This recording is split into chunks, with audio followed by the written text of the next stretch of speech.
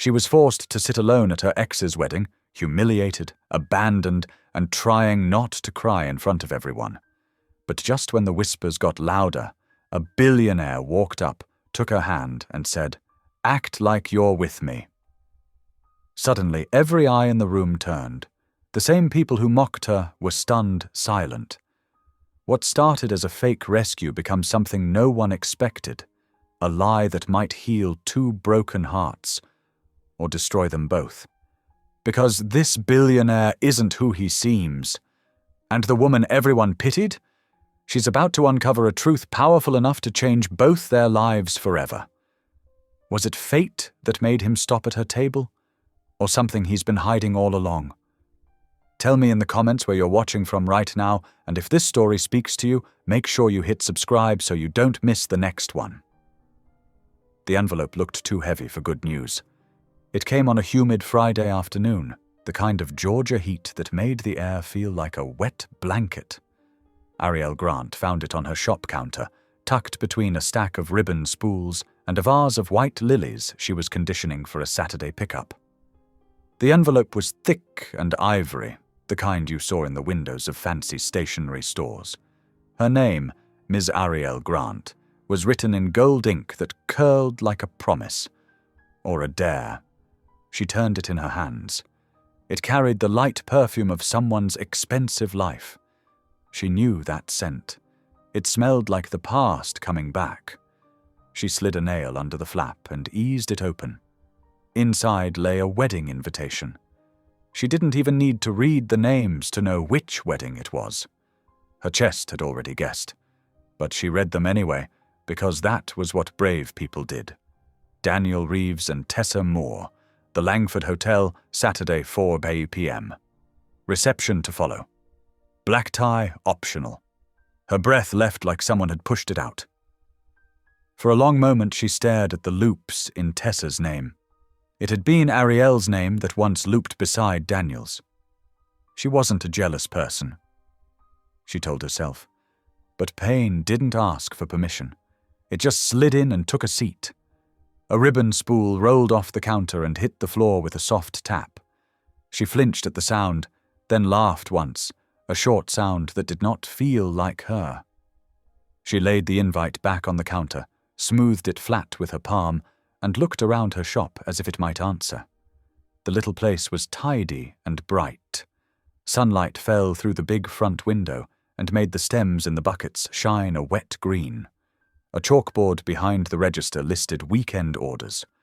On the wall hung an old photo of her mother, Anna, in a nurse's uniform, grinning at a church picnic with a paper plate of ribs in her hand.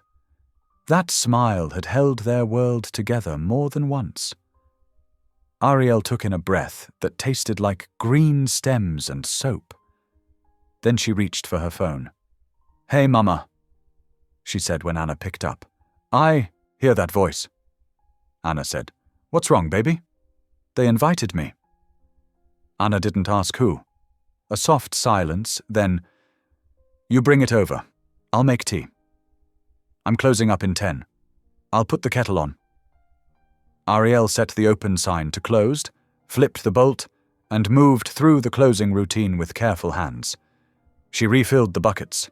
She logged payments. She wrapped the lilies in damp paper, checked that the cooler door shut tight, and set the alarm. She did each small thing like a prayer, because small things were how you kept moving. The air outside laid itself over her skin. She walked to the car with the envelope in her purse, as if it might break if she held it too tight. Her mother's apartment was 8 minutes away if the lights were kind. Today, the lights were kind. Anna opened the door before Ariel knocked. She wore soft house clothes and that same church picnic smile, only gentler now. The small apartment smelled like lemon oil, starch, and hope. "Sit down," Anna said. "Put your feet up. Let me see it." Ariel handed over the envelope. Anna slid the card out, read it once, and set it on the coffee table as if it had a temperature. "Well," Anna said, "they sure are bold." "It's tomorrow," Ariel said. 4 p.m. "I see that. They put my name on it, Not just some mass thing, it's real. I see that too. Ariel looked at her hands. There was a watermark on one knuckle from the shop. She rubbed it with her thumb. Should I go? Anna lifted her eyes. They were soft and steady. Do you want the kind answer or the strong answer? Both. The kind answer, Anna said, is you don't owe anybody your presence where your heart will get bruised all over again. The strong answer is that sometimes we walk straight into a hard room just to prove to ourselves that God gave us a spine. Ariel half smiled. You always have a sermon. Only because I needed every one of them first. Anna said. She touched the back of Ariel's hand. If you go with your head high. Not to cry, not to throw shade, not to compete. You go to sit, to breathe, and to leave when you're ready. You won't be going for them, you'll be going for you. And if I don't go, you will still be whole, Anna said. You are whole right now. Ariel swallowed. Her throat felt like it had a pebble in it. I keep thinking they did this on purpose, like they want me to see. Maybe. Maybe not. But their reasons are not your master. Ariel leaned back on the sofa. The tea steamed on the table. A little clock ticked in the kitchen. Outside, tires hissed on the wet street. The world kept doing what it did. I'll go, she heard herself say. Anna nodded once. All right then, we plan. You wear that navy dress you love. We keep your hair soft and neat. You carry a small clutch, nothing flashy. I will drive you and pick you up. And if you give me our secret signal, I come in and get you, no questions asked. What's the signal? Anna smiled. You know I like my signals bold. You text me a sunflower. Not a word, just a sunflower. Ariel laughed. A real one this time. Who taught you emojis? Children at church, Anna said. They think I'm ancient and can't learn. I love to prove them wrong. They ate simple dinner, beans and rice with a little salad, and talked about anything but the invite. After dishes, Anna pulled a small velvet box from a drawer. Inside lay a thin silver bracelet with a cross charm, polished by years. I wore this on night shifts when your daddy was sick, Anna said, fastening it on Ariel's wrist. I looked at it when I couldn't keep my eyes open, reminded me who held me. Let it be your reminder tomorrow. Ariel ran her finger over the charm. Thank you, Mama.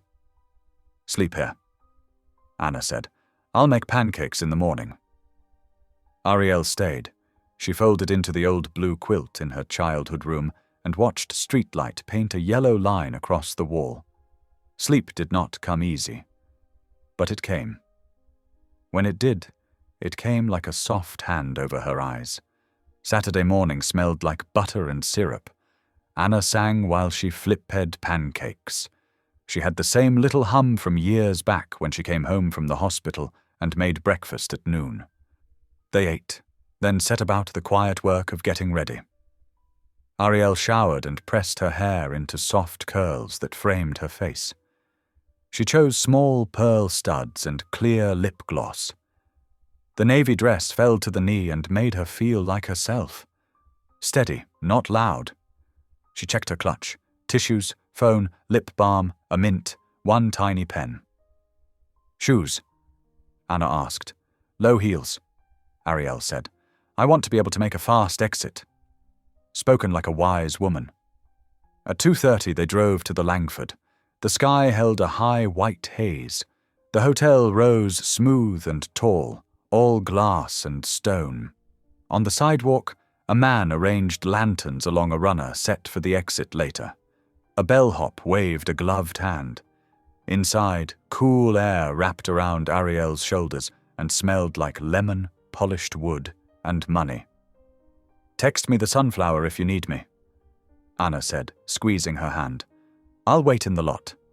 I love you, Mama. I love you more. The elevator carried Ariel up. She could see her reflection in the mirrored wall. Straight back, calm mouth, eyes that said, be brave. When the doors opened, The hallway hummed with quiet joy. A woman in a pink dress fixed an earring. A man whispered into a phone. The double doors to the ballroom stood open to the scent of roses and champagne. Ariel signed the guest book with a steady hand, just like she'd promised herself. She wrote congratulations and drew a tiny heart that felt more like a period than a love note. An usher guided her to a seat on the last row. She slid in, placed her clutch on her lap, and kept her eyes on the altar flowers. They were white roses. She thought, of course. The ceremony moved like a train on time. Music, vows, a kiss, a cheer. It all happened to her from far away, as if she watched through glass. Her heart did not burst. It just made a small, tight fist and held on. When it was over, the crowd flowed towards the reception. Ariel stepped into the stream. A few people glanced and looked away. A few smiled a thin smile that did not reach their eyes. She found the place cards set in a silver frame, searched the rows, and found her name. Table 19, last card, back corner. She followed the numbers through a forest of linen and laughter. Table 1 flashed with crystal in the center by the dance floor. Table 19 sat near the service doors, where silver trays clicked and low voices called orders. At table 19 stood one chair, one plate, one small centerpiece with 3 white ranunculus and a sprig of olive. The chair faced inward, but looked like it wished it faced the wall. "Of course," she almost said aloud. Then she pulled out the chair and sat. The room was lovely. She could say that without bitterness. White drape swept like clouds. Candles trembled in glass cylinders.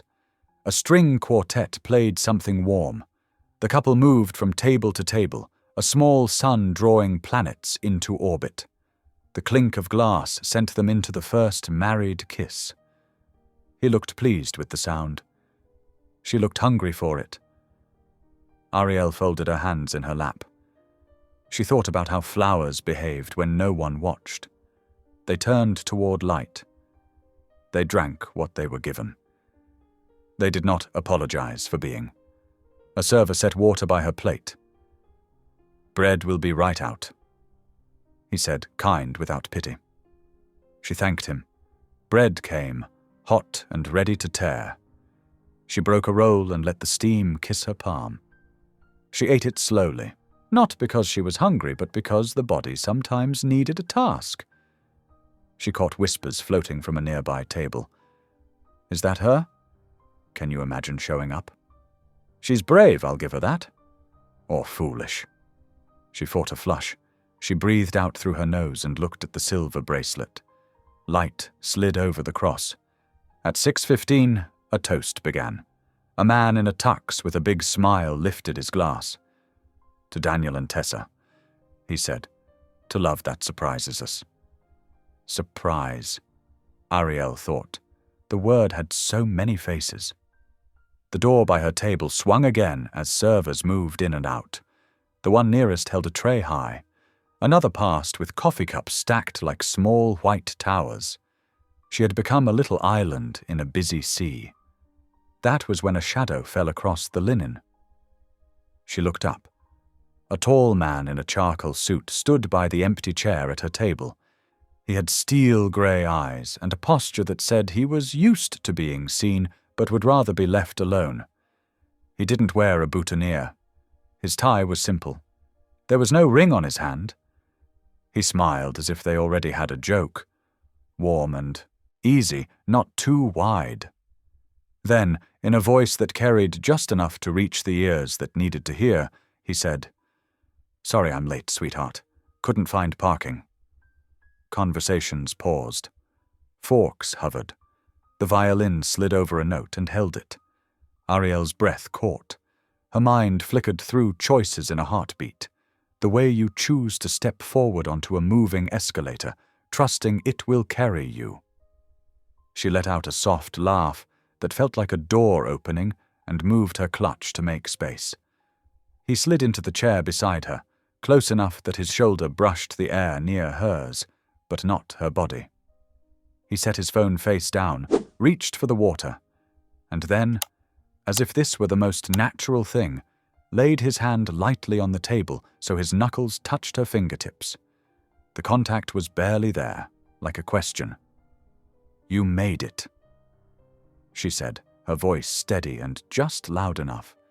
She didn't know how her mouth had found the words, but they arrived right on time. He inclined his head, eyes kind. "Wouldn't miss it." A murmur moved like wind through grass. The closest table adjusted its interest. Pity tightened its belt and left the room. Heat rose to Ariel's cheeks, this time not from shame, but from the wild relief of being seen, simply seen, as a person worth sitting beside. The toast ended in a clatter of applause.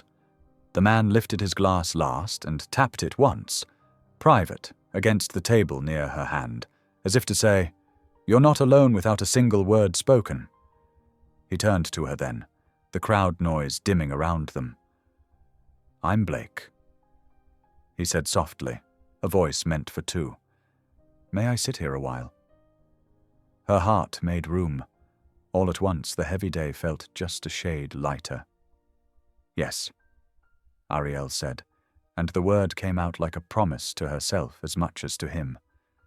And for the first time that long evening, the music didn't ache. It beckoned.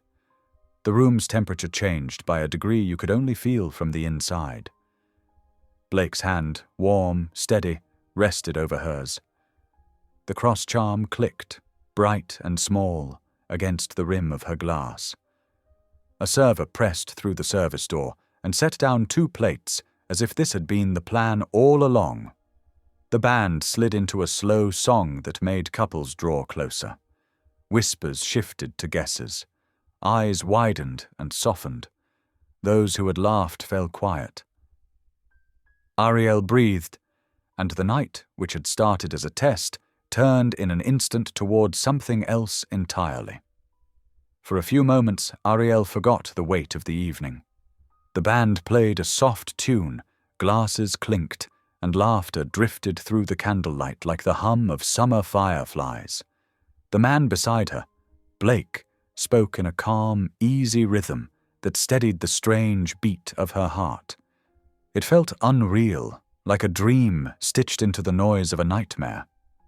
He leaned in slightly. "You looked like you needed rescuing." Ariel blinked, trying to process the gentleness in his tone. "Was it that obvious?" "Let's just say," Blake murmured, "you stood out in a room full of people pretending not to stare." A laugh escaped her, quiet but real. It felt like breathing after holding her breath too long. Around them, the whispers softened into curious glances instead of pitying ones. He had changed the air of the room in seconds.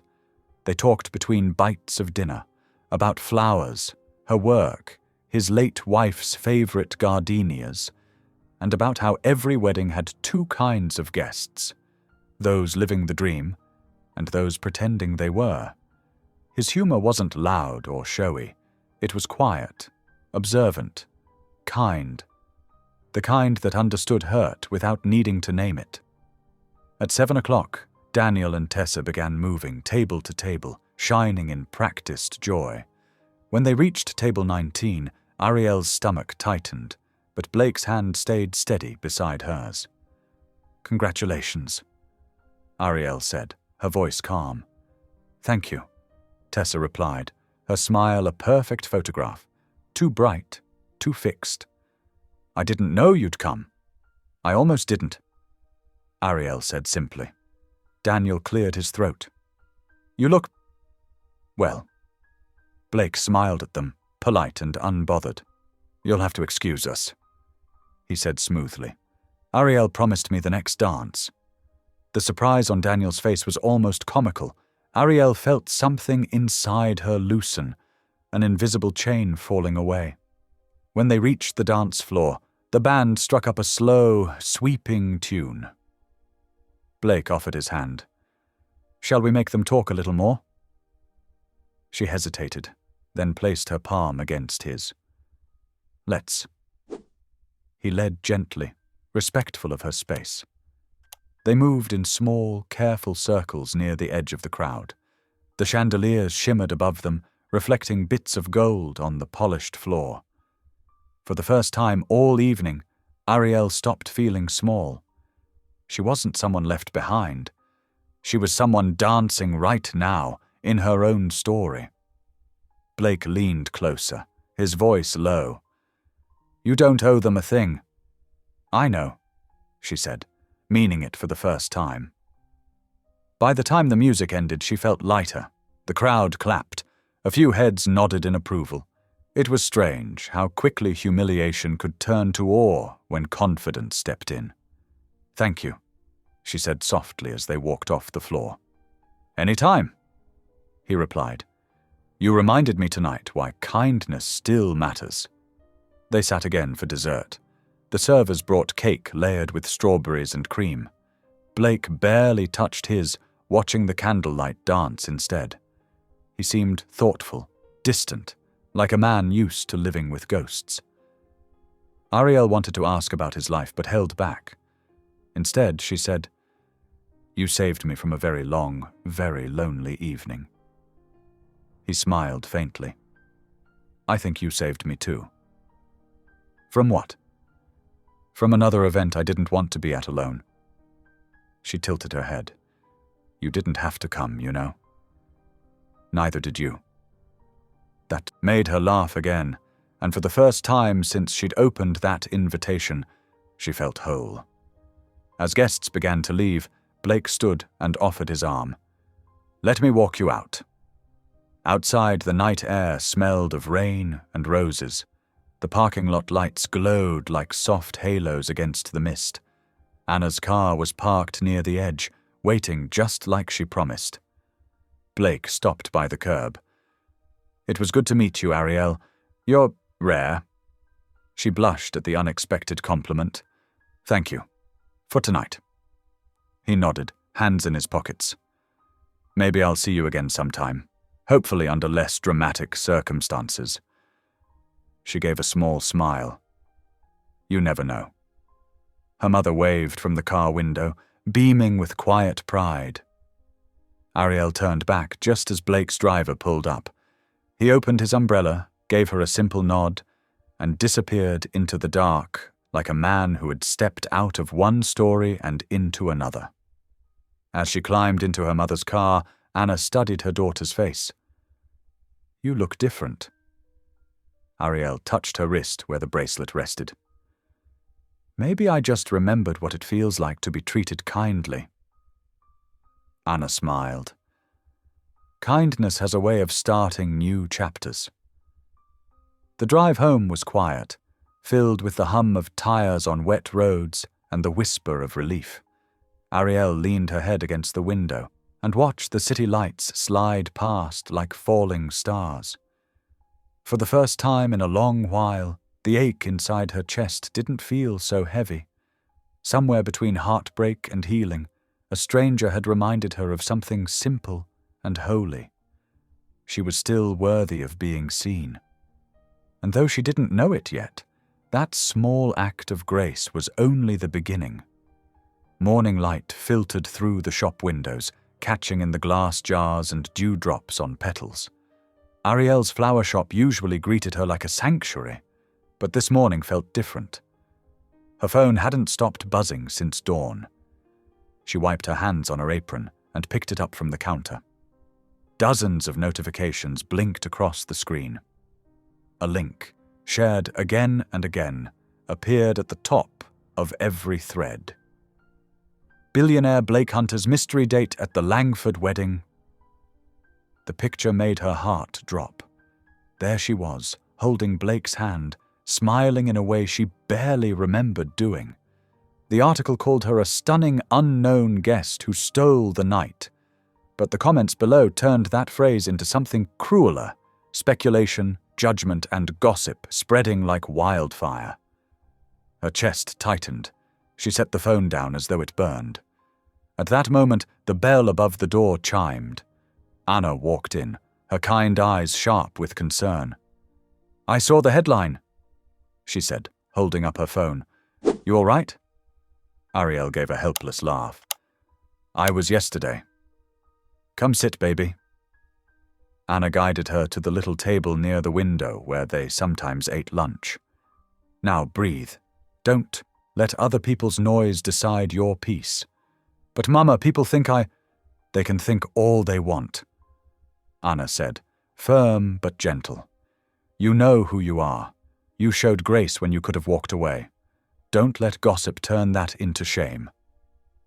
Ariel nodded, though tears welled in her eyes. It's not just about me. What about him? He's famous, Mama. He didn't ask for this. Anna took her hand. Then maybe he'll call. The truth has a way of finding its way home. By late morning, it did. The phone rang again, this time an unknown number. Ariel hesitated, then answered. Miss Grant? This is Mara Lynn, Mr. Hunter's assistant. The woman's tone was professional but kind. Mr. Hunter asked me to reach out. He'd like to meet this afternoon to clarify the situation. His board is concerned, and he wants to make sure you're not uncomfortable with how this has unfolded. Oh, Ariel said, her heart speeding. Clarify. You mean, about the picture?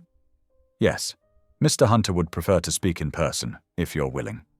2:00 at the Hunter Philanthropic Trust, downtown. We can send a car, or you can come on your own. Ariel hesitated, looking at her hands. I'll drive myself. Excellent, Mara said. He just wants to make things right. After hanging up, Ariel sat in silence. Anna folded her arms and raised an eyebrow. Well, I have a meeting, Ariel said quietly. With him? Anna smiled softly. Then you hold your head high, same as before. You didn't do anything wrong. The Hunter Philanthropic Trust sat inside a sleek building of glass and stone, its lobby full of quiet order. A receptionist led her upstairs, where the hum of a city afternoon softened behind tinted windows. When Blake entered the conference room, he looked both exactly and nothing like the man from the wedding. The tuxedo was gone, replaced by a charcoal suit and a look of worry that made him seem more human. Miss Grant, he said, offering his hand. Thank you for coming. Please, just Ariel. He smiled faintly. Ariel, then. He gestured to a chair. I owe you an apology. You didn't sign up for any of this. She sat, folding her hands in her lap. I wasn't expecting to become clickbait, no. Blake let out a small, rueful laugh. Neither was I. The article has already reached a few million views. My board called an emergency meeting this morning. They're nervous about the optics. Optics, she repeated, meaning they think you've replaced your late wife overnight. Exactly. His eyes darkened with a quiet ache. And they think you're part of the story, someone looking for attention. Ariel flinched. That's not fair. I know. He leaned forward, elbows on the table. That's why I wanted to talk to you directly. I can make a public statement clarifying that we are not involved. But I worry that drawing more attention will only feed the fire. I've dealt with this before. The truth can drown if you shout it too soon. So what do we do? Blake hesitated. There's another option. It's unconventional, but hear me out. He explained his idea carefully. For a few weeks, just until the tabloids found another headline, they could pretend to be together. Attend a few public events as a couple, act naturally, and then quietly part ways once the attention faded. It would protect his foundation's image and give them both control of the story. Ariel blinked. Pretend to date. You can't be serious. I don't mean romance, he said quickly. It's a public arrangement, appearances only. I would compensate you for your time, though you can donate it if that feels more comfortable. Ariel crossed her arms, considering. And you think people will just believe it? They already do. Blake said softly. We might as well use that to our advantage. She studied his face. The sincerity there, the exhaustion beneath his calm surface. She saw not a billionaire trying to manipulate her, but a man trying to fix something that had spun out of control. Still, she needed to be sure. "I won't lie to my mother," she said, "and I won't be treated like a prop." Agreed. "And no touching unless it's absolutely necessary, like hand-holding for cameras." Blake smiled faintly. "Understood." She exhaled. "Then fine. But this ends when the truth stops selling." He nodded. "That's all I ask." Mara entered, tablet in hand, and handed Ariel a simple document outlining the agreement. Nothing romantic, no invasion of privacy, no binding obligations. Ariel read every line before signing. When it was done, Blake extended his hand again. "Thank you. You've just saved me from a boardroom meltdown." She shook it, her grip firm. "And you've probably just turned my quiet life upside down." He chuckled. "That's the trouble with good intentions. They're never as simple as they sound." Driving home, Ariel watched raindrops streak across her windshield. The city lights smeared into watercolor lines. Her thoughts tangled between worry and wonder. At a stoplight, she caught her reflection in the glass. Eyes tired but alive, mouth set in determination. For the first time in years, she was part of a story that wasn't about what she'd lost. It was about what she was choosing. When she reached home, Anna waited by the window, knitting half forgotten in her lap. "Well?" she asked as Ariel stepped inside. "I made a deal," Ariel said, "with a billionaire." Anna's eyebrows rose. "Lord help us." Ariel laughed softly and sank into the couch. "It's pretend, just for a few weeks, to help his charity and clear up the gossip." Anna gave a knowing smile. "Sometimes pretend things have a way of showing real hearts." Ariel groaned, playfully.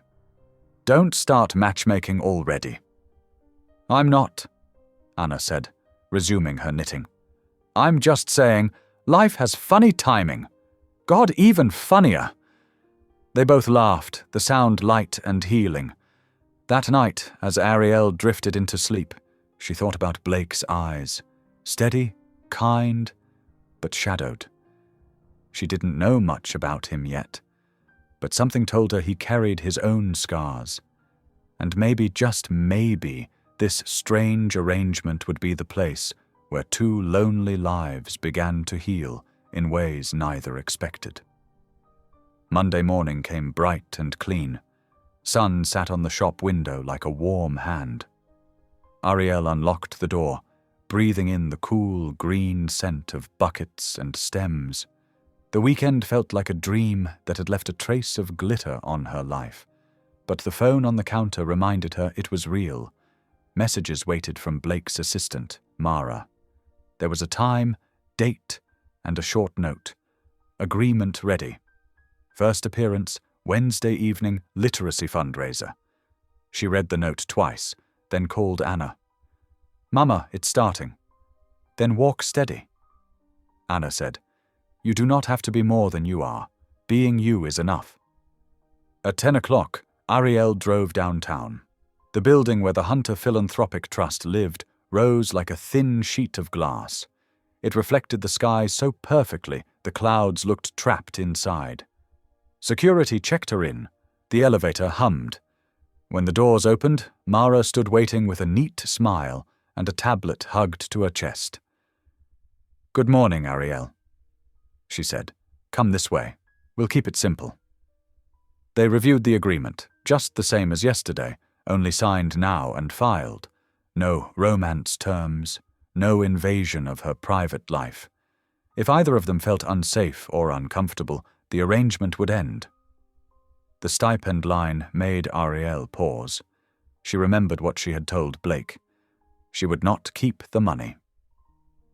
On the signature page, she added a small note in careful script. "All funds directed to New Hope Widows Support, First Baptist Community Fund." Blake arrived as she put down the pen. He looked rested but guarded, like a man who had slept with one eye open. "Morning," he said softly. "Morning," she answered. He glanced at the note. "You don't have to do that." "I want to," she said. "It'll help me feel clean in this." He nodded. "Then I'll match it." "You don't have to." "I want to," he said, and his mouth tipped in a small smile that looked almost shy. Mara led them to a media room with 2 chairs, a small table, and bottled water. "This is not a press interview," she said. "It's practice. Simple phrases you can fall back on if anyone pushes. We stay kind, we stay firm, and we always redirect to the cause." "Okay," Ariel said, feeling her stomach flutter. Mara held the tablet. "If someone asks how you met," Blake answered, "At a wedding. I noticed she was alone. I joined her." "And why are you together now?" "We enjoy each other's company," Ariel said. "We care about the same work." "And if someone tries to dig into his late wife?" Mara asked, eyes gentle. "We don't compare past and present," Blake said. "We honor both." Mara nodded. "Good. Remember your signal if crowds feel heavy. 2 taps on the wrist. Step outside together. No one needs to know why. You control the pace." Ariel practiced the phrases until her voice felt steady. She learned how to walk past a camera without breaking stride. She learned to rest her face so it looked calm, not stiff. She learned to hold his hand with ease but space. It was odd to rehearse human warmth. Odd and a little sad. But it was also wise. The world could be loud. You needed a plan to keep your heart quiet. They set the schedule. Monday afternoon would be normal work for Ariel. Tuesday would be a soft prep day. No public events, just details. Wednesday would be the literacy fundraiser. Doors at 6, photos at 6:15, speeches at 7. There would be a corner of the room she and Blake could use to breathe. There would be 1 reporter pre-cleared for 2 questions. There would be a car to pick her up and a car to bring her home. "You can always say no," Mara reminded her. "At any moment." "I know," Ariel said, and she meant it. She felt it in the weight of the bracelet on her wrist. She could choose. She could leave. And because she could, she did not want to run. She stopped by the shop on her way home. Keisha, her part-time helper, was packing roses into a wall cooler. "You look fancy," Keisha said, grinning. "I signed some papers," Ariel said. "I'll be helping a charity for a few weeks." "I saw the blog," Keisha said, voice low with care. "People talk. Let them. I know you. And I know you come to work and pay your bills and bring soup when I'm sick. That's the truth I'm following." Ariel felt a rush of gratitude. "Thank you." They worked together through lunch and into mid-afternoon. Ariel made 2 bridal sample bouquets. She pulled stems like she pulled thoughts. Slow, sure, gentle, no waste. She wrote a delivery card for a man who wanted to say sorry to his sister. She swept the floor. She locked up. On her drive home, clouds built on the horizon like mountains. Rain marched in neat lines across the highway ahead. She parked in front of Anna's building and climbed the stairs. The hallway smelled like laundry and the neighbor's garlic bread. When Anna opened the door, she had that bright face again. "Well?" she asked. "It's on," Ariel said. "Wednesday night. Then Tuesday we prepare. Tonight we eat. And we thank God for breath, one more time." They ate chicken and rice and sliced peaches from a jar. They watched an old game show and yelled out answers no one had asked them. After dishes, Anna brought out her sewing kit and adjusted the hem of Ariel's cream dress. "Not because you need fixing," she said, mouth full of pins. "Because the dress should honor the woman." Ariel hugged her. "You always know what to say." "Not always," Anna said, "but I know who to ask when I don't." Tuesday passed like a quiet river. Ariel answered vendor emails, confirmed a Saturday wedding delivery, and set aside stems for a new arrangement. Between tasks, she practiced the small phrases Mara taught her until they felt like part of her natural speech. She filled a little pouch with essentials: a compact, a comb, one safety pin, a spare hair tie, peppermint oil, tissues. She placed the pouch in her cream clutch. In the late afternoon, her phone pinged.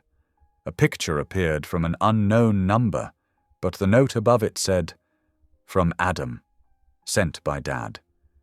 The photo showed a simple sketch of a sunflower, petals wide, stem a little crooked, a child's careful hand doing its best. Beneath it, a caption. For Ms. A, Ariel smiled without thinking.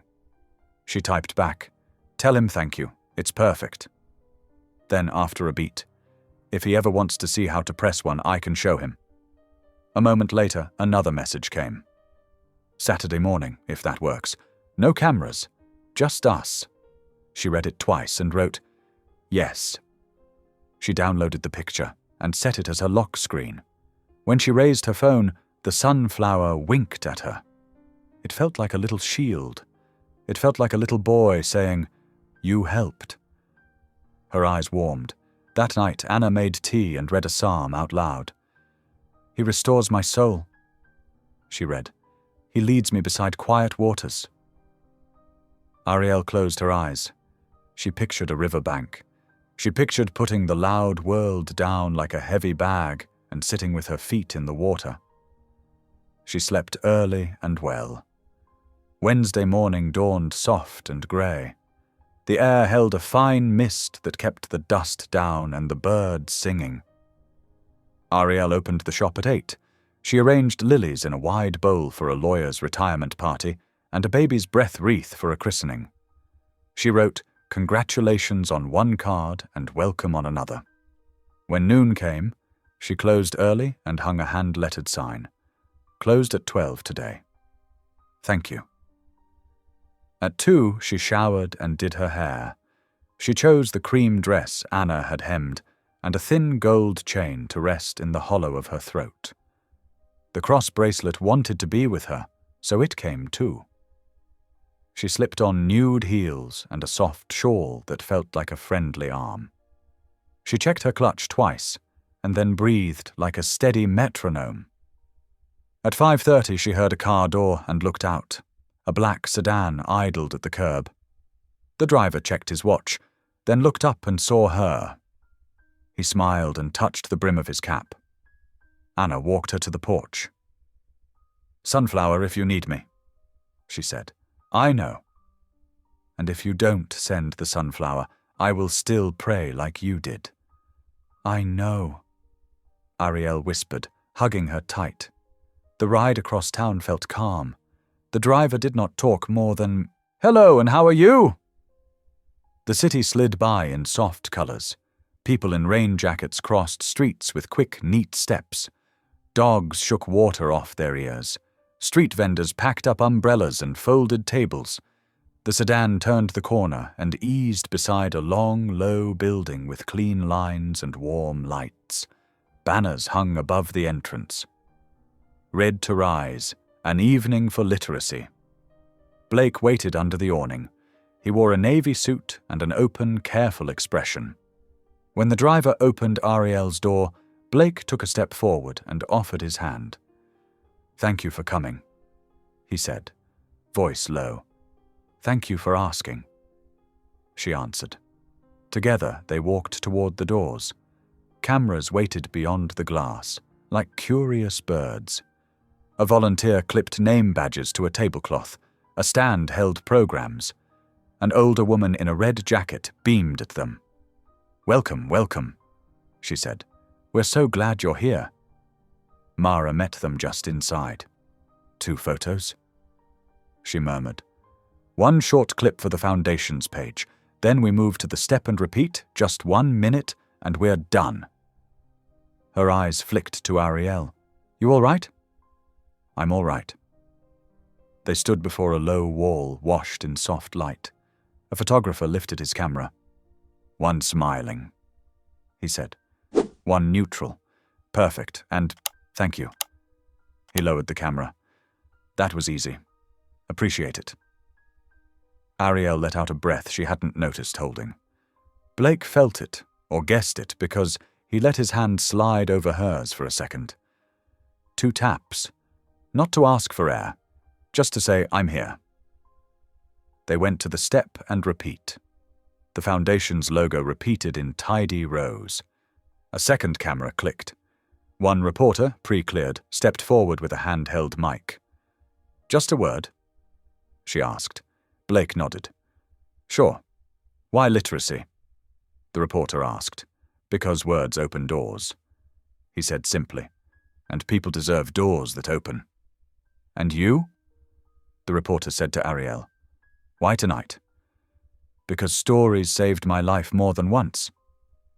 Ariel said. Books held me when days were hard. I want that for other people too. The reporter smiled, pleased. Thank you both. She stepped back. Cameras lowered. The air shifted. The hard part was done. They moved into the main room. It glowed like a library in a dream. Wood shelves, warm pools of light, framed prints of book covers along the wall. Low tables held stacks of new books tied with twine. Volunteers placed small cards on each table with simple sentences a child might read. I can read. We can grow. Nice, Ariel whispered. Blake's eyes softened. I like when events remember the point. They greeted a handful of donors. Some Ariel recognized from the wedding, which made her want to laugh. People were kinder without a bride in the room. An English teacher told them about a boy who learned to read at 9 and could not stop. A principal thanked them both for coming. A teenager with a shaky voice read a poem she wrote about letters being little lights you could put in your pocket. Ariel felt steady and glad. She felt useful, which was better than feeling noticed. The program began. A singer with a guitar sang a song about turning pages and turning years. A woman told a story about learning to read at 40. She cried while she spoke it and made the whole room cry with her. A small child, maybe 6, took the mic and read a page from a picture book about a blue bear who wanted to paint the sky. The room clapped like he had done a magic trick. At 7:30, the speeches paused for a stretch. Ariel and Blake stepped toward the back wall where bottled water waited on a tray. That was when she saw the boy. He stood half-hidden near a column, sketchbook pressed to his chest. His hair fell over his eyes. He wore a neat button shirt and sneakers too clean to be accident. His gaze slid away from the people and settled on spines of books like they might talk to him if he stared hard enough. Blake followed her line of sight. His face changed, soft with something private. Adam, he called gently. The boy looked up, wary and dear at once. He walked over in a straight line. He stopped a foot away, like a soldier measuring respect. This is Ariel, Blake said. Ariel, this is my son. Ariel smiled. Hi, Adam. He nodded. Hi. I got your sunflower. Ariel said. It's on my phone now. I see it all day. A small smile ghosted across his mouth. He held up the sketchbook. I drew a new one. May I see? He handed it over without a word. Inside, a field of sunflowers leaned toward a pale sun. The shapes were simple, the lines sure. It wasn't perfect. It was better than perfect. It was honest. She felt her eyes warm. It's beautiful, she said softly. Do you like drawing flowers? He shrugged. They don't look back at me. Ariel felt that. I understand. Blake glanced between them. He looked proud and relieved. Ariel knows how to press petals, he told Adam. She said she'd show you on Saturday if you want. Adam's eyes lifted. Can we do blue ones? Hydrangea? Ariel asked. He nodded. That was my mom's favorite. Ariel met Blake's gaze. It held a quiet ache, but not the kind that begged for pity. the kind that had learned to walk with company. "We can try blue," she said. "Blues are tricky, but we'll try." Adam's mouth, which had been a straight line, curved up. "Okay." A volunteer approached with a tray of cookies. "Would you like one?" she asked Adam. He picked a plain one. Ariel took a small chocolate. Blake shook his head, then reconsidered, and took a lemon shortbread. They stood together a moment, not saying much, just being people holding cookies in a room that smelled like paper and sugar and rain. When the program resumed, Adam slipped back to his corner, sketchbook in hand. Ariel watched him draw. A page turned, a shadow of a smile, the curve of the pencil like a quiet song. She thought, "Let him keep this safe space, Lord. Let it grow." The final speech was short and good. The director of the program thanked everyone for coming and gave a number: 200 new tutoring pairs funded tonight. The room clapped like it had done a good day's work. And it had. Mara appeared at Ariel's elbow. "We can slip out the side if you like," she said. "It's quieter. Thank you," Ariel said. Blake said goodnight to 3 donors in a row, never rushing, always looking them in the eyes. Adam reappeared and took his father's hand without looking up. The 4 of them moved toward a side hallway lined with posters of children holding books. At the exit, the older woman in red popped up again with a soft laugh. "Did you have a nice time?" she asked. "We did," Ariel said. "It was healing." "Good," the woman said, patting her arm. "Come back. Bring friends. Bring flowers." They stepped into the night. Rain had started again. Finer now, more like mist than rain. It touched hair and cheeks and made the street lamps look like moons. The driver hurried forward with umbrellas. He handed one to Blake and one to Ariel. Adam stuck out his tongue and caught a drop, then looked embarrassed like he had been caught doing a baby thing. Ariel winked. He blinked, then smiled. At the curb, Blake turned to her. "Thank you," he said. "You were steady." "You too," she said. "And Adam, he's a wonder." Blake's voice softened. "He is. I'll see you Saturday," she said. 10 o'clock, no cameras." "Of course," he said. "Just us." They stood a second longer, letting the quiet say more than words could. Then the driver opened the sedan for Ariel, and Blake walked Adam to their car. The ride back to her street felt shorter than the ride out. The city, even in rain, wore its lights like gentle jewelry. When the sedan stopped, Ariel saw the porch light already on. Anna stood behind the screen door, that same small smile waiting like a coat left warm by the stove. Ariel tipped the driver, thanked him, and climbed the steps. The rain on her shawl sparked in the light like dust made of stars. She stepped inside and leaned against the door for a soft second. "Well?" Anna asked, eyes bright. "It went well," Ariel said. "We did photos. We answered 2 questions. We listened to poems. We ate cookies. And I met his son." Anna's eyebrows rose in delight. "And?" "He's quiet," Ariel said, "and brave. And he drew me a sunflower." Anna's hand went to her heart. Of course he did. They moved to the couch like they had 1,000 evenings before.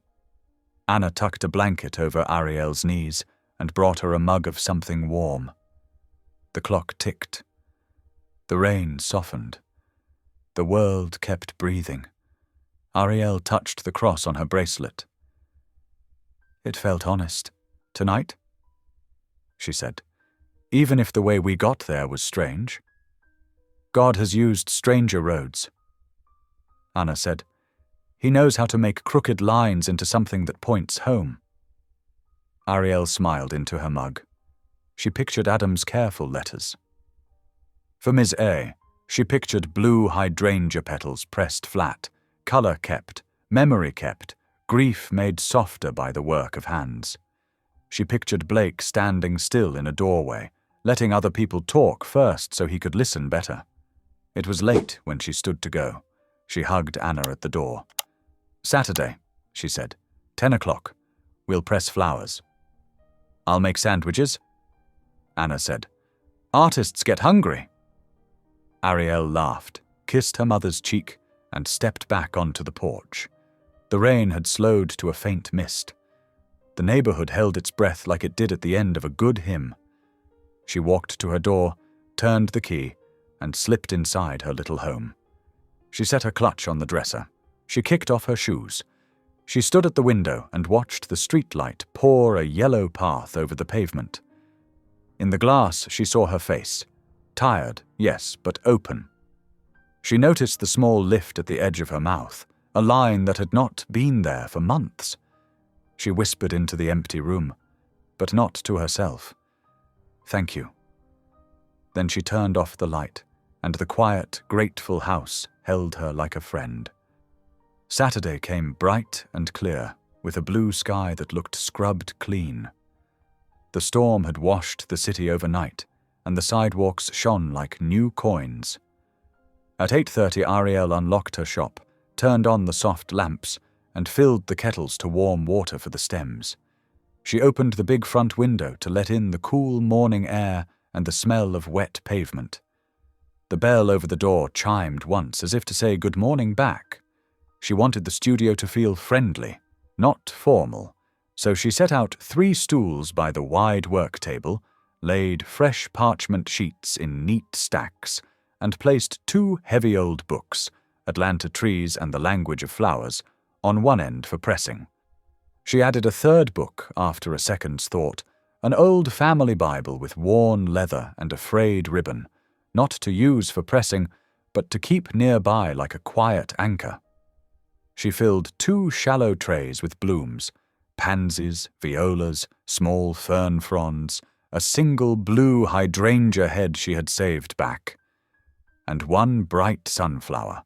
She knew blues were hard to keep true after pressing, but she wanted to try for Adam's sake.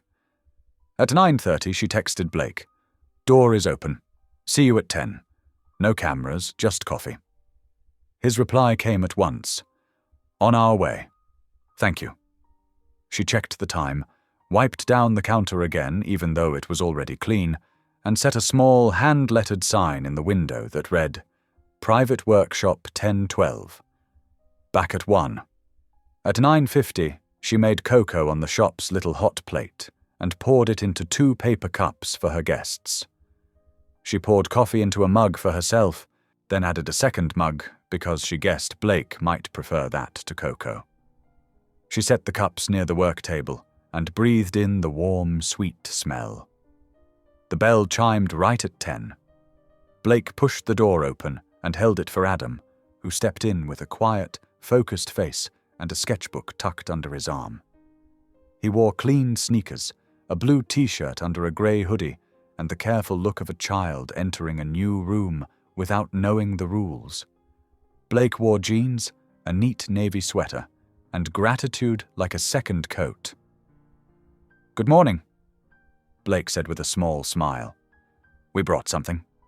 He lifted a paper bag that smelled faintly of cinnamon. "Donuts, from the corner bakery." "That was kind," Ariel said, returning the smile. "Come on back. We're set up." Adam's eyes flicked over the room. Buckets of color, a wall of ribbon, the old wooden table, the 2 heavy books. Safe places, he seemed to decide. He moved to the stool closest to the pansies and set his sketchbook down. He didn't say much, but his shoulders loosened a notch. Ariel slid the cocoa toward him. "For you," she said. "It's hot, so sip slow." He nodded and took a careful drink, holding the cup with both hands. Blake wrapped his fingers around the coffee mug and let the heat sit there. The morning light reached across the table like a friendly hand and stopped just short of their fingers. "Before we begin," Ariel said, "I want to tell you a secret." She leaned in, stage whisper soft. "Most flowers like to be pressed the way people like to be heard, gently. Not rushed, not smashed, just held in place until they're ready. Adam half smiled. Okay. We start with something easy, she said. Pansies are good learners. They forgive mistakes. She showed him how to pick one bloom by the stem, lay it face down on the parchment, and fold the paper over like a blanket. We press them flat so the color stays. If we hurry, they wrinkle or turn brown, but if we wait, they keep their shape and their light. Adam laid a pansy down with the buzzing focus of a child who wanted to do it right the first time. His fingers were small but sure. He smoothed the paper and looked up to check if he had done it right. Perfect, Ariel said. Now we stack.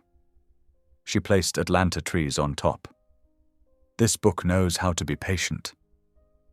That made him smile wider. They worked side by side, their motions quiet and steady. Ariel showed him how to tuck fern fronds so the tiny fingers didn't break, how to trim a viola's stem to keep the head from lifting as it dried, how to place petals on a separate sheet when a flower fell apart and you still wanted to save the pieces. Each small success put a little light in Adam's eyes. Blake watched with a look Ariel had come to recognize, a mix of pride and relief, like watching a fever break. They reached the sunflower. Adam stared at it a long moment, then traced the circle of the center, with one finger, like a boy checking a wheel on a tiny cart. Can we press this one? He asked. We can press part of it, Ariel said.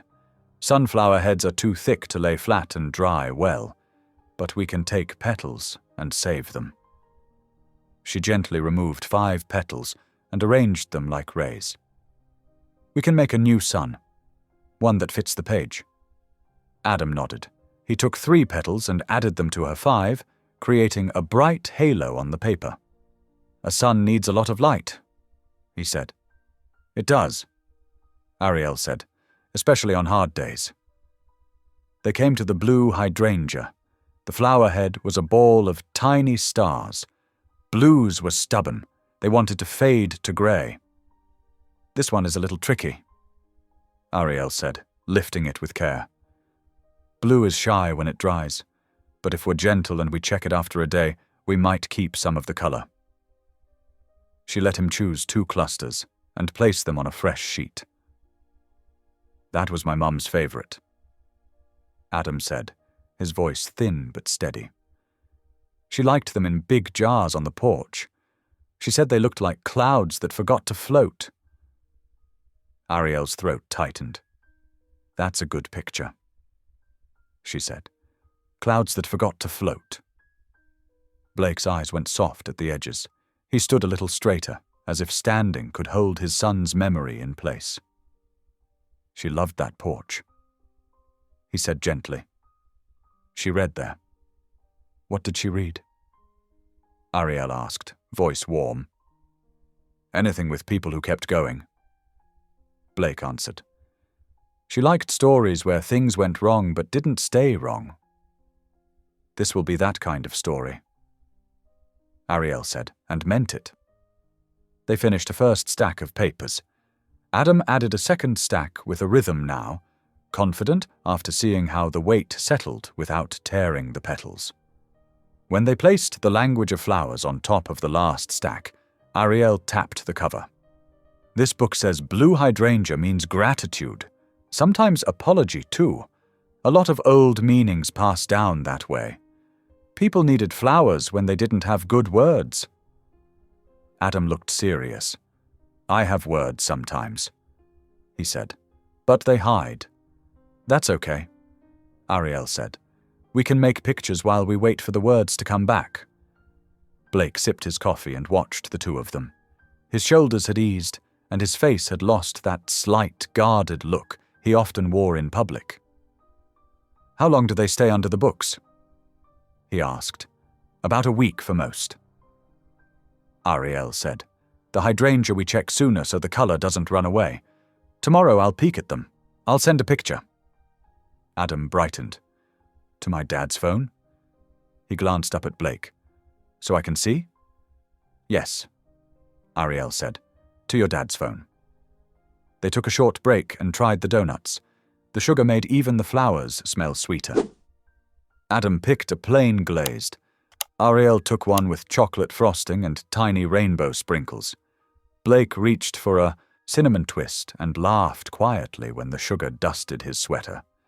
For a few minutes, the only sounds were small bites, paper crinkling, and the street noise from outside, delivery trucks, a bike bell, a laugh from someone passing by the window. When they were done eating, Ariel brought out a small wooden frame with a glass front. "This is for later," she said. "When the pansies are ready, we'll make your first picture." Adam ran his fingers along the frame's smooth edge. "Can I write words on the paper too?" "You can," she said. "You can write anything you want, or you can just sign your name. Both are brave." He nodded and tucked the frame back into the box, careful and sure, as if putting away a promise he didn't want to lose. They pressed a few more petals, this time letting Adam lead. He invented small patterns, 3 petals like a bird wing, tiny ferns in a fan, a circle of viola heads like a little crown. He didn't talk much, but he hummed under his breath, a tuneless little song that made Ariel think of summer evenings and porch lights. It sounded like a child forgetting to be careful for a minute. At 11:45, they began to clean up. Ariel showed Adam how to wipe stems with a damp cloth and put tools back in a row. She labeled the stacks A+A, 1014 with a pencil so the graphite wouldn't bleed. "A+A," she said. "Artist and artist." Adam's smile reached his eyes. "A+A," he echoed softly. Blake checked the clock. "It's almost noon," he said. "We promised to be out by 12 so you could eat and rest." "You can stay," Ariel said, then caught herself. She didn't want to tug at their schedule. "But I promised myself sandwiches from the deli, so I guess I have a date with the turkey on rye." Blake laughed. "That's a strong date." Adam looked up. "Can we come? I mean, Dad can say no if he's busy. He stopped, cheeks pinking, as if he had asked for too much.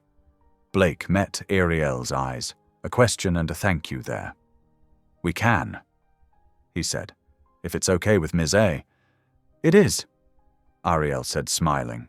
"There's a table outside. The pigeons will beg, but they're liars. Don't feed them." "Noted," Blake said gravely, like a man accepting a serious charge. They closed the shop together. Ariel flipped the sign to back at 1, Blake turned the lower lock at her nod, and Adam tugged the door until it clicked. They walked the 2 blocks to the deli, passing the same bakery where the donuts had come from. A warm, yeasty smell rolled out onto the sidewalk like a hug. The deli bell jingled under their hands, and a man behind the counter called, "Hey, flower lady!" which made Adam grin as if his friend had been called famous. They ordered simple food, turkey on rye for Ariel with lettuce and mustard, ham and Swiss on white for Adam, pastrami for Blake. They added a bowl of pickles, a small tub of potato salad, and 3 lemonades, the kind that leave pulp on your tongue. They took a table outside under a metal umbrella with a chipped edge, and the city moved around them like a gentle river. Cars, footsteps, the hiss and sigh of buses, a violin on a far corner humming a line of Amazing Grace. For a while they ate in easy silence, like people who had nothing to prove. Adam balanced a pickle on the edge of his plate, focused like it was a science project. Blake wiped a dot of mustard from his wrist and pretended not to see Ariel watching with a smile. Ariel tore her sandwich into careful halves, then into quarters, because halves sometimes felt too big on a tender day. Halfway through the meal, Adam spoke without looking up. "My mom used to bring hydrangeas inside when they got heavy with rain. She said flowers sometimes need help carrying what's too much." Ariel's chest ached in a sweet, sharp way. "Your mum was wise." Blake nodded, voice low. "She was." Adam took a breath like he had been holding it a while. "I don't remember everything. I remember the porch, and that she put lemon in her tea and said it made sunshine in a cup. That's a good picture too, Ariel said. Sunshine in a cup. He nodded and took a drink of lemonade, as if trying the idea out in real time. This is almost like that. It is, Blake said, smiling at him. They talked about small things after that, favorite colors, Adam, blue, Ariel, green like new leaves, Blake, the gold light in late afternoon, favorite sounds, pages turning, pencil on paper, rain on a porch roof, favorite smells, bread, cut grass, clean laundry. The simple talk slowly stitched a warm blanket between them. A pigeon waddled under the table and looked up with bold eyes. Ariel leaned down and whispered, "You are strong and sneaky, but you will not win today." The bird blinked and walked away, offended. Adam laughed, a bright bubble of sound that made two passers-by turn and smile. He covered his mouth, surprised by his own joy, and then dropped his hand, letting the smile stay. When they finished, Ariel checked the time. "I need to get back to open the shop at 1. People will come for their weekend orders." She paused, then added, "I'm glad you came." "Me too," Adam said softly. "Me 3," Blake added, light. On the walk back, Adam walked on the curb like it was a balance beam, arms out, face serious with fun. Blake pretended not to see, and, at the same time, was clearly ready to catch him if he slipped. Ariel carried the empty lemonade cups to a trash bin and timed her steps to match theirs. At the shop door, they paused. The sign still read, "Back at 1." It was 12:58. Ariel held the door open with her hip and turned to them. "I'll text tomorrow with a photo of the hydrangea," she said to Adam. "If the blue holds, we win. If not, we try again next week." He nodded. "A +A," he said, tapping the glass with one finger where she had taped their penciled label to the inside of the window for fun. "A +A," she echoed, tapping back. Blake's gaze held gratitude and a question she couldn't yet name. "Thank you," he said, "for making room for us." "You're welcome," she said. "See you tomorrow evening. The donor supper?" "Yes," he said. "We'll keep it simple and calm." "Simple and calm sounds like a dream," she said. They said goodbye. Blake took Adam's hand, and they walked down the block together, easy in step. Ariel watched until they turned the corner, then took a breath and stepped back into the shop as the clock flipped to 1. She flipped the sign to open and smiled when a customer with a tiny dog already waited. The afternoon began. From 1 to 5, she moved through her work like a steady stream. She finished 2 corsages for a 50th anniversary party, wrapped a bouquet for a teen headed to homecoming, and built a wild, joyful vase of zinnias for a neighbor who had just gotten a new job. Her hands stayed busy, but her mind kept returning to the morning. The careful way Adam touched the petals, the quiet relief in Blake's eyes, the way the world seemed softer when they were all at the table together. She didn't try to name what that meant. Some gifts didn't need a label to be real. At 5:30 she locked up, checked the cooler, and took the trash out back. The alley smelled like wet cardboard and bread from the bakery. A cat slipped between bins and nodded as if they were acquaintances. Ariel nodded back, amused, and went to her car. At 6, she pulled up to Anna's building. The porch light clicked on before she reached the stairs. Anna opened the door with a grin that looked fresher than any flower. "You're glowing," she said, ushering Ariel in. "You saw a good thing today." "I did," Ariel said, and she told the story from the beginning. How Adam chose petals, how he said hydrangeas were clouds that forgot to float, how the pigeon had tried a con and lost. Anna laughed at that part so loudly the neighbor upstairs stomped once, then laughed too through the ceiling. "Tomorrow night is the small donor supper," Anna said when the story was done. Do you have a dress picked? I was thinking the cream one again, Ariel said. But maybe that's too plain. Plain is not a sin, Anna said. Plain is honest. But let's try the soft blue we tucked away, the one you said made you look like sky. I saved that for a happy day, Ariel said. What do you call today? Anna asked, lifting an eyebrow. Ariel smiled. A good point. They ate simple food, pasta with garlic and oil, sliced tomatoes, and a piece of peach pie that a church friend had left on the stoop with a note that said, For my favorite ladies. After dinner, Anna took the soft blue dress from the closet and pressed it with quick, expert hands while Ariel set out her shoes and a tiny silver clip for her hair. They talked about the supper. It will be smaller than the fundraiser, Ariel said. More like a long table on a roof. Blake said the sunset is pretty up there. He said sometimes he pretends the city is quiet and listens to the wind. We can make quiet, Anna said, even in a crowd. They paused to pray. Anna's prayer was simple. Thank you for new mercy and old wisdom. Make our yes small and our no strong. Keep our hearts soft. Amen. After they did what they always did on good nights, they washed dishes together, laughing at nothing, telling little stories about neighbors and church and funny things on TV. Ordinary joy filled the spaces between words like warm light. When the dishes were stacked to dry, Ariel stood at the window and looked out at the way the street lamp turned the wet leaves into coins. Today felt like a hinge, she said, like a door swung a little more open. Anna slipped an arm around her. Then we walk through one step at a time. No running, no looking back over your shoulder to see who's watching. Just step and step and step. Ariel leaned into her mother's shoulder. Tomorrow I'll send a picture of the hydrangea to Adam. If the blue holds, he'll be proud.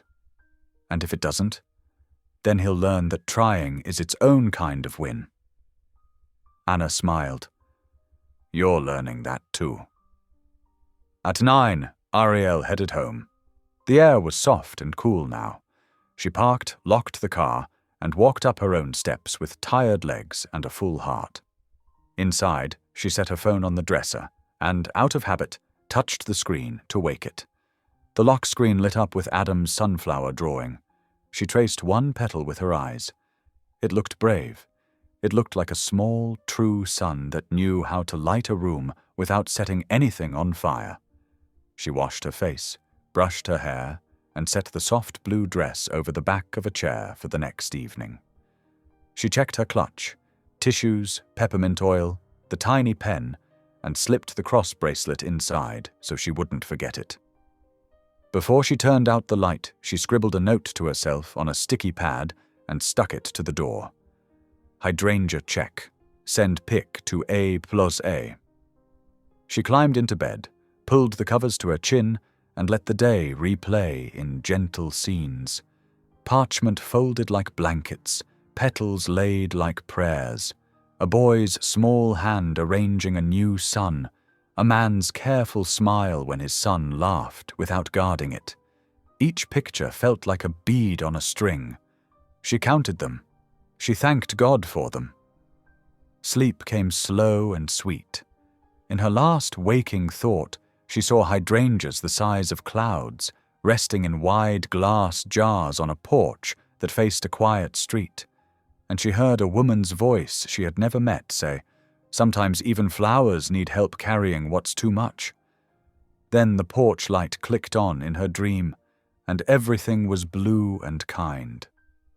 Sunday rose, slow and bright, like the city wanted to give everyone a gentle morning. Ariel woke early and lay still a moment, listening to the soft hum of the street. The note on her door reminded her of the day's first task. Hydrangea check. Send pic to A+A. She smiled, slid into her robe, and padded to the shop with a cup of tea in hand. The shop felt cool and green. Sunlight pushed through the window, and made the buckets shine.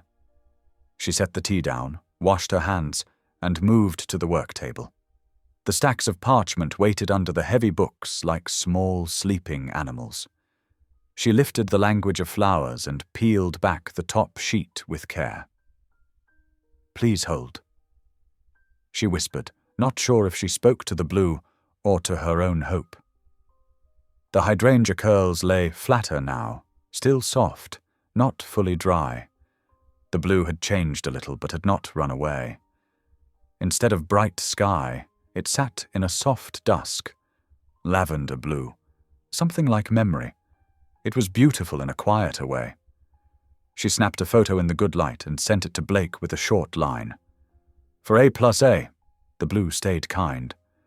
A moment later, his reply chimed. "He's grinning. So am I. Thank you." Then another message followed. "See you tonight. Car at 5:30. She checked the pansies too. Perfect little faces, brave and flat, ready to frame in a few days. She put everything back to rest, washed her hands, and stood a long minute, breathing in the smell of leaves. Sunday mornings had always been her soft place. Church, lunch, a nap. Today added a rooftop supper to the plan. It felt big and simple all at once. At 10, she met Anna for church. They sat in their usual pew by the middle aisle. The choir's first note rose like a warm wave and spilled over the room. The pastor spoke from the Book of Ruth, about showing up for one another, about gleaning what was left in a hard season and finding family you didn't expect. Anna squeezed Ariel's hand at the part where Ruth said, "Your people will be my people." It felt like a thread tugged on something new inside her. After service, they hugged friends in the lobby and promised pie dates and plant cuttings and help with someone's garage shelves that needed sorting. Simple love, passed hand to hand. They ate lunch at Anna's kitchen table. Roast chicken saved from yesterday, hot rolls, sliced peaches on crunchy lettuce. Anna brewed sweet tea, just this once, and then brewed a second glass because this once sometimes turned into a small celebration. "You look calm," Anna said, buttering a roll. "I feel steady," Ariel said, "like I can walk slow over a long bridge."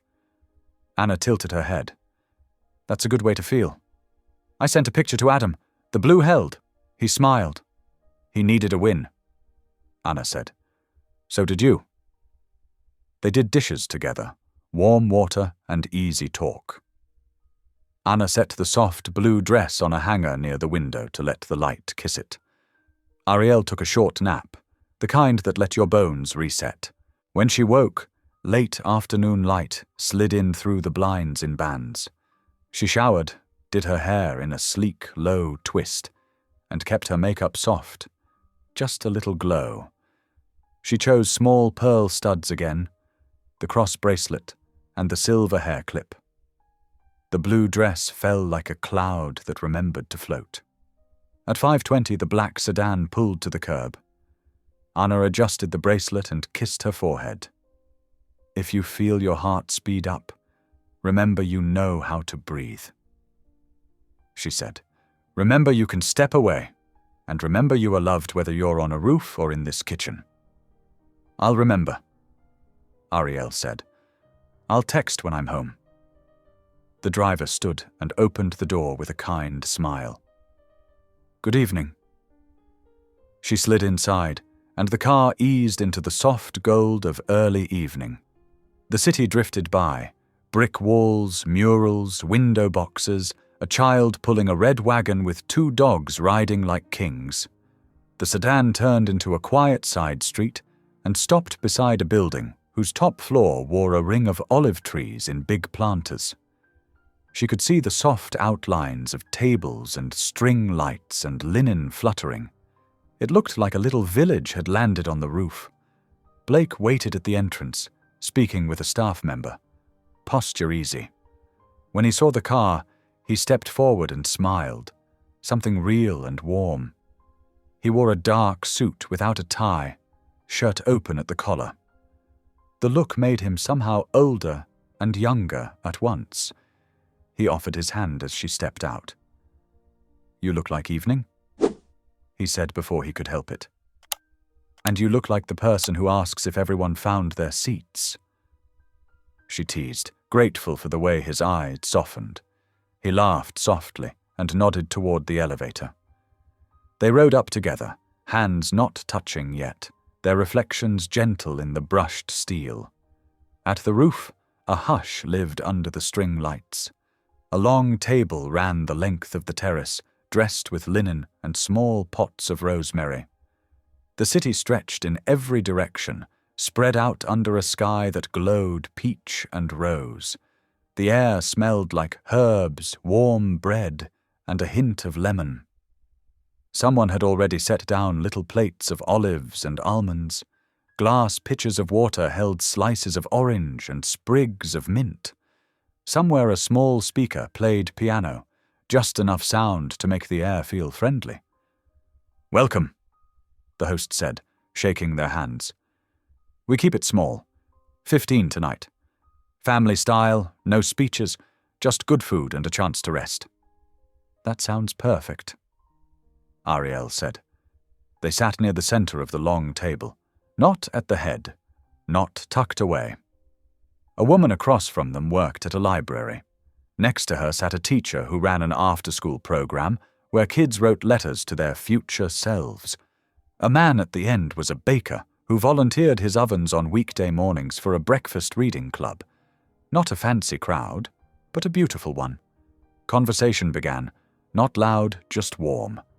People asked about favorite books growing up. Ariel said, "I loved a dog-eared copy of The Secret Garden. It smelled like dust and summer."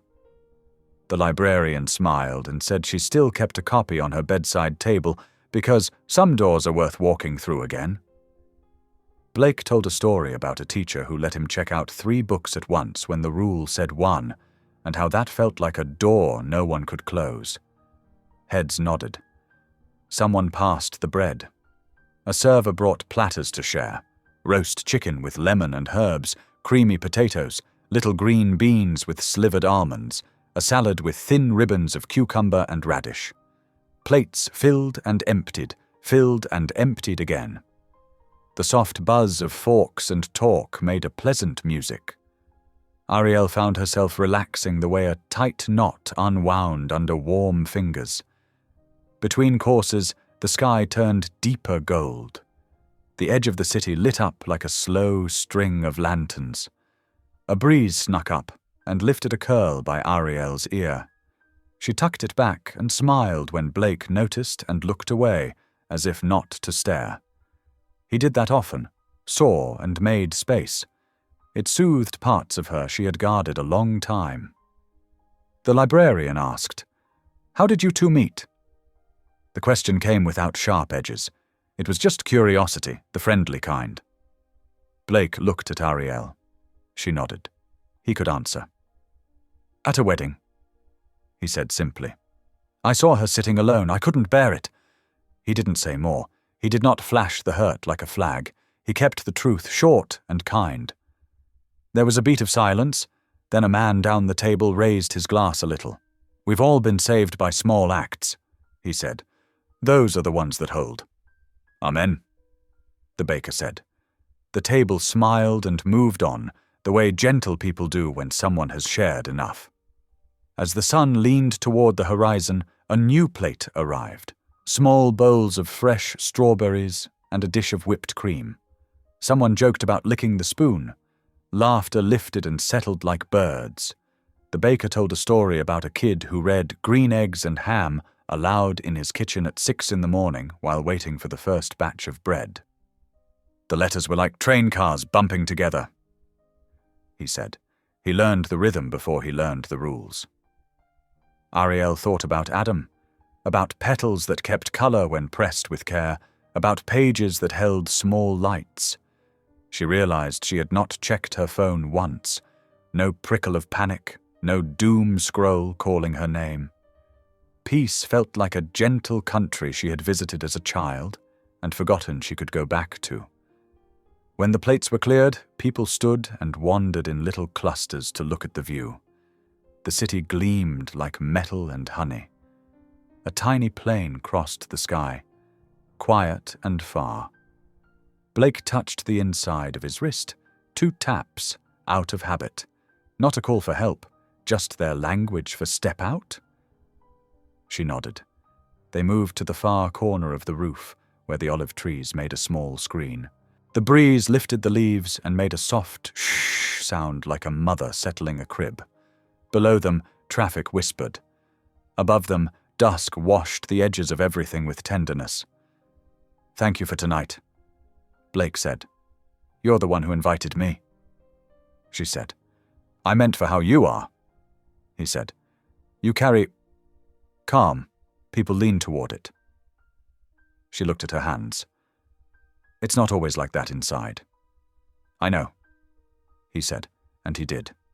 Some people spoke like they knew. He had the rare kind of knowing that didn't demand proof. "I also know you didn't have to be brave the other night. You could have left that room, but you stayed, and you let a stranger sit beside you." She smiled a little. He didn't feel like a stranger for long. They stood like that, not in a hurry, letting silence do its work. He was the one to break it, voice careful. "I haven't felt this steady in a long time. Since before she got sick. Since before hospitals smelled like home, and home smelled like fear."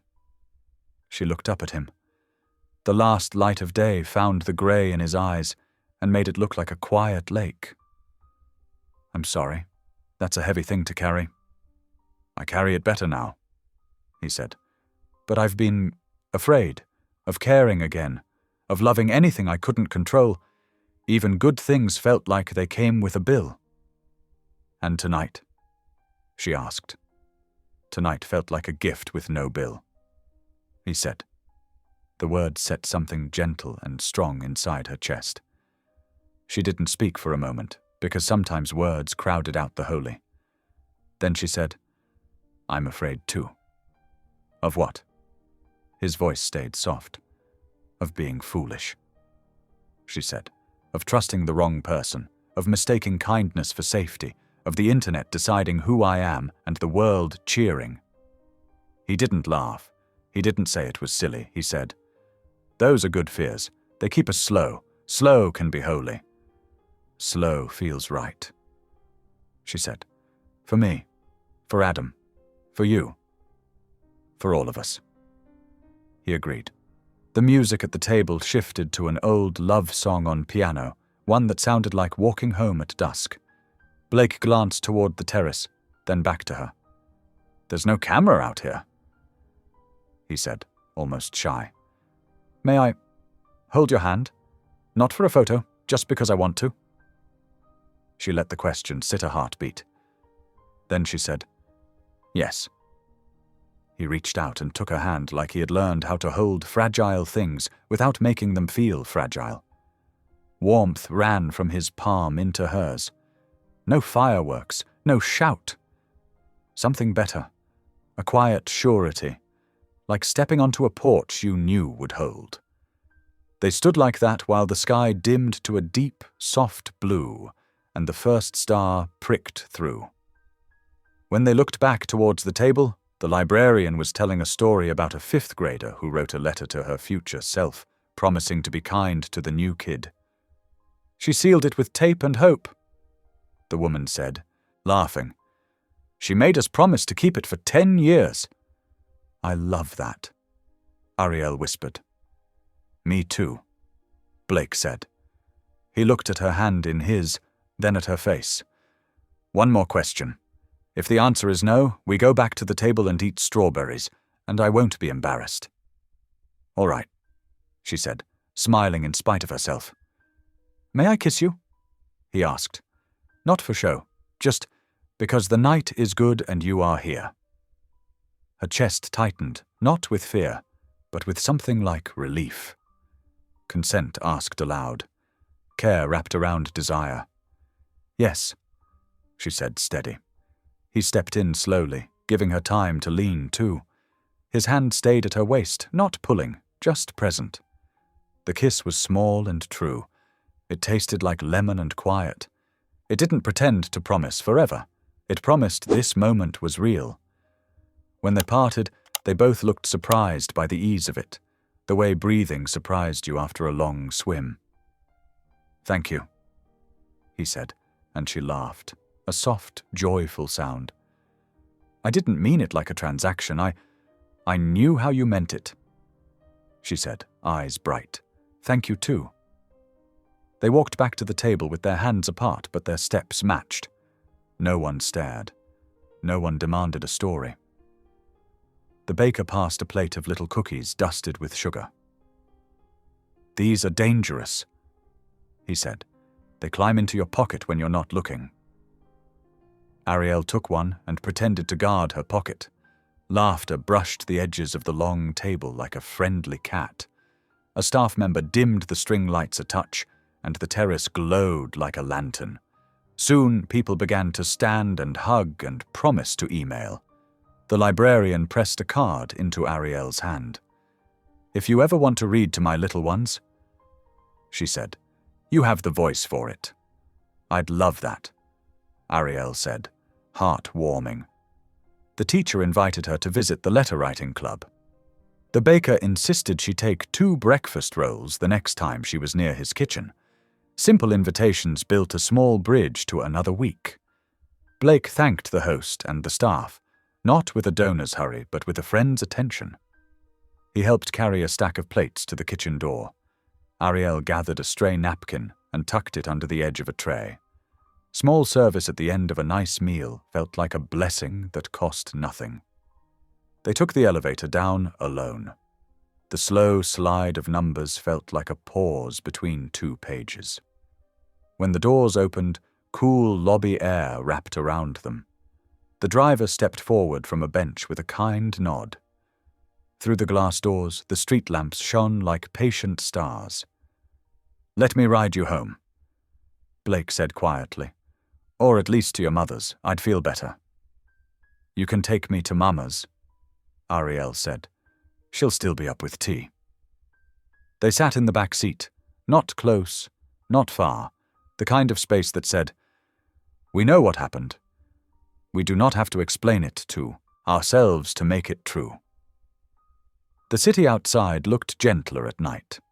A man walked a dog in a tiny coat. A couple held hands at a crosswalk and waited for the light the way obedient people do when they choose patience on purpose. Blake cleared his throat.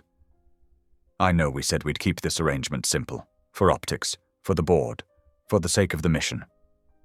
"We did," she said. He turned his head slightly. "I want to keep the mission first, always, but I don't want to pretend with you. If we continue, I'd like to continue for real. Slow, kind, true. If you'd rather keep it only public, I will honor that without pouting." She smiled at the last word. No pouting noted. Then she thought, weighed the good fear and the good hope, and answered, "I don't want to pretend either. Slow works for me. Let's be careful with Adam and with our own hearts. Truth first." "Truth first," he echoed. The car stopped in front of Anna's building. The porch light burned like a candle in a window. Ariel turned to him. "Thank you for tonight." "Thank you," he said, "for being you." He looked like a man who wanted to say more, and chose not to because restraint could be holy too. She stepped out and leaned down to the open door. "Text me when you're home," she said, "so I don't worry."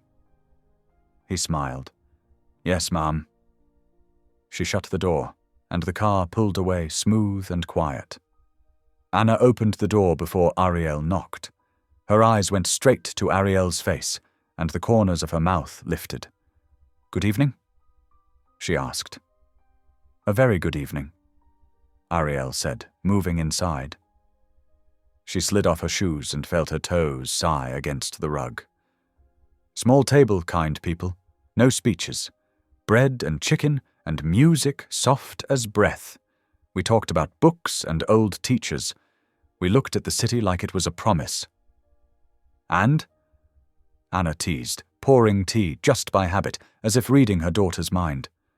He asked if he could hold my hand. Ariel said. Then he asked if he could kiss me. He used words. He waited for my yes. Anna set the teapot down slowly, her eyes bright. Then he understands honor. It felt safe, Ariel said. Not all at once, but in steps. Steady steps, Anna said. That's how bridges don't sway too much. They sat at the small table and sipped tea with lemon. Ariel told the stories, the librarian's letter club, the baker's 5 a.m. reading helper, the olive trees that shushed the wind. She told about the quiet corner and the kiss that felt like choosing stillness. Anna listened like a friend and a mother, both at once. When Ariel's phone buzzed, she checked it and smiled. Home. Adam is asleep. Thank you for the blue. She typed back. Thank you for the quiet. Sleep well. She set the phone down and wrapped both hands around her cup. It feels like the beginning of something, she said. Maybe it is. Anna answered. Maybe. It's the middle of a prayer you didn't know you started long ago. Either way, you're not alone in it. They washed the cups and set them in the rack to dry. Ariel hugged her mother at the door, longer than usual, like saving warmth in a jar. The hallway smelled like laundry and lemon cleaner. On the stairs, a neighbor hummed a hymn. On the street, a car door shut, and someone called goodnight. Back at her own place, Ariel hung the blue dress on the closet door and slipped into soft cotton. She stood a moment at the window and watched the quiet street. The hydrangeas in her mind glowed that soft dusk color, steady and kind. She touched the cross bracelet, now resting in a small dish, and whispered, Thank you, not once but 3 times, each word a bead on a simple string. She turned off the lamp. The room settled around her like a calm ocean. Before sleep carried her, she made one small promise to herself, simple and firm. Truth first, slow steps, open hands. Then, in the tender dark, she dreamed of a rooftop where olive leaves sang, and where a good man asked instead of taking, and where saying yes felt like setting a lantern on a porch that would light the way home. Monday sunlight crept through her curtains, golden and calm, until her phone erupted. A headline glared back. Was it all a lie? Billionaire's girlfriend exposed? Ariel froze, reading Tessa's manipulated video twisting the rooftop moments into scandal. Within hours, Blake's board panicked, and gossip boiled online. Her chest tightened. She'd known peace couldn't last. Yet when Blake called, his voice steady through the chaos, she found her own resolve returning. We'll tell the truth, he said, together. Ariel looked toward the rising sun, whispering a prayer. This time, she wouldn't run. Truth had already chosen her. Tuesday dawned heavy with whispers. Ariel opened her shop, ignoring cameras outside. Inside, petals fell from their stems, silent witnesses to the storm. Her phone buzzed. Blake, we have proof, he said. Mara had traced the doctored video back to Tessa's account. Relief and sadness tangled in her chest. They planned to reveal everything at Saturday's gala. That night, Ariel knelt by her bed, asking for courage instead of revenge. She pictured blue hydrangeas, soft, forgiving, and decided truth would bloom brighter than anger. Whatever happened next, she'd face it standing tall, not hiding in the shadows. Saturday night arrived with trembling stars over the Hyatt ballroom. Ariel wore her cream dress, calm but unyielding. Blake stood beside her, hand steady at her back. Cameras flashed as he addressed the crowd. Tonight, he said, we restore truth. The lights dimmed. The big screen played security footage. Ariel seated alone, Blake's spontaneous kindness, and then Tessa whispering instructions to edit the rooftop video. Gasps rippled. Faces turned, sympathy blooming where judgment had lived. Ariel stepped forward. "Dignity isn't a performance," she said softly. "It's what we keep when everything else is taken." Applause thundered. Adam beamed from the wings, clutching his sketchbook. Blake took her hand openly now. No pretense, only gratitude. When he whispered, "Ready for a real beginning?" She smiled through tears. "Only if it starts with truth." Together they walked into the light, leaving rumor's shadow behind. Months passed, slow and kind, each one unfolding like a petal opening to sun. Ariel's flower shop thrived again, and beside it stood Anna's Grace, a bright floral therapy center for widows and single mothers. The building smelled of roses and courage. Blake had funded the renovation, but never asked for credit. He only said, "You make things grow that money can't." Adam came every weekend, sketchbook under his arm, pressing flowers and laughing louder each time. The world's noise had quieted. People no longer whispered scandal. They spoke of second chances, of beauty born from truth.